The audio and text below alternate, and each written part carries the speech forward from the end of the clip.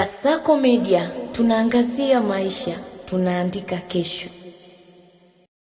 Wizara ya Afya kupitia idara ya dharura ya maafa kwa kushirikiana na mradi wa usalama wa afya duniani unaotekelezwa na asasi zisizokuwa za kiserikali za PATH na CIHB Tanzania inaendeleza mafunzo kwa timu za haraka za kukabiliana na dharura na majanga ikiwemo magonjwa ya mlipuko katika mkoa wa Tanga.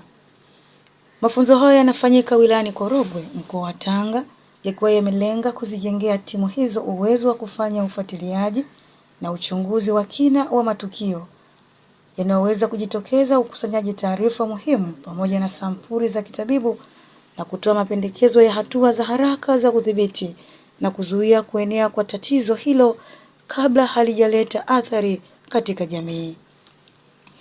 Timu hiyo inajumuisha wataalamu mbalimbali kutoka sekta ya afya kama madaktari, wauguzi, wataalamu wa maabara, maafisa ustawi wa jamii, wataalamu wa magonjwa ya mlipuko pamoja na maafisa wa afya ya mazingira kutoka taasisi za serikali na binafsi ambao hufanya kazi pamoja ili kuhakikisha tukio husika linadhibitiwa mapema kabla hajasababisha madhara makubwa kwa jamii.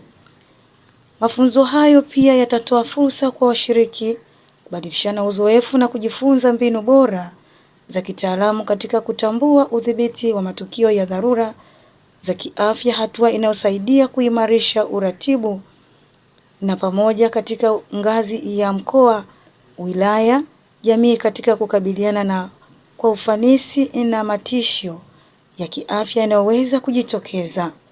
Hii ni Kasako Update na Dela Thomas.